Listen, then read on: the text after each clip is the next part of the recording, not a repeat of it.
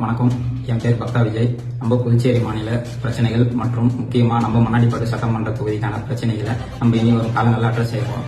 First பார்த்தீங்கன்னா ration கடை பிரச்சனை. நம்ம வெற்றி தலைவர் புதுச்சேரி மாநில மக்கள் சந்திப்பு நிகழ்ச்சியில் சொன்னது போல இந்தியாவிலே ரேஷன் கடை இல்லாத மாநிலம் புதுச்சேரி தான். கடந்த 2024 வரை ரேஷன் கடையிலே இல்லை. இப்போ சில மாதங்களாக தான் ரேஷன் கடை திறந்து அதுவும் வெறும் அரிசி மட்டும் தான் போட்டிருக்காங்க.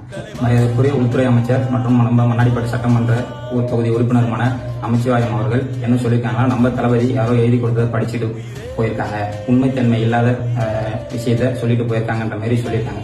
இந்த நேரத்தில் நம்ம எது உண்மைத்தன்மைன்றதை மரியாதைக்குரிய நமச்சிவாயம் அவர்களுக்கு புரிய வைக்க வேண்டிய கடமை நமக்கு இருக்கு.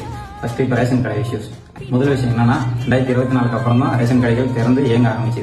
அதுவும் வெறும் அரிசி மட்டும் தான் போறாங்க. இப்போ மற்ற மாநிலம் மாதிரி அத்தியாவசிய பொருட்கள் எதுவும் போறது, அதாவது கோதுமை, சர்க்கரை, ரவை, சமையல் எண்ணெய் ஏன் போடலன்னா, பேசிக், பாப்ஸ்கோ அது சம்பந்தப்பட்ட நிறுவனங்களை இவங்க மூடிட்டாங்க சுத்தமா. செகண்ட் பாயிண்ட் என்னன்னா, 52 மாசமா கிட்டத்தட்ட 5 வருஷமா ரேஷன் கடை ஊழியர்களுக்கு சம்பள பாக்கி நிலுவையில் வருது. இப்படி இருந்தா எப்படி ரேஷன் கடை சரியாக செயல்படும்?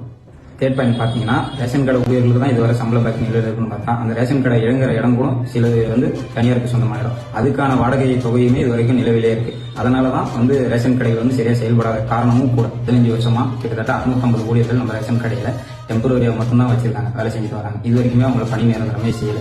ஒரு பிரைவேட் செக்டர், ஒரு பிரைவேட் கம்பெனி எடுத்துட்டா கூட 3 வருஷம் குறைஞ்ச வருஷம் வேலை செஞ்சாலுமே அவங்க பணி நிரந்தரம் செய்யறாங்க. ஏன் இவங்க இது வரைக்கும் பணி நிரந்தரம் செய்யல இந்த அரசாங்கமும் ஒண்ணுமே நமக்கு தெரியல. பாத்தீங்கன்னா, ஒரு 650 குடும்பங்களோட வாழ்வாதாரமே கேள்விக்குள்ளாகி உள்ளது. முடிஞ்சா மிக விரைவில் இதெல்லாம் நீங்க கொஞ்சம் சரி செய்யுங்க. அப்படி சரி செய்ய முடியல, ஃப்ரீயா விட்டுருங்க. எங்க தளபதியோட ஆட்சி 2026 புதுச்சேரியில அமைஞ்சவங்க நாங்க செஞ்சுக்கிறோம். நன்றி. நல்லதே நடக்கும். வெற்றி நிச்சயம்.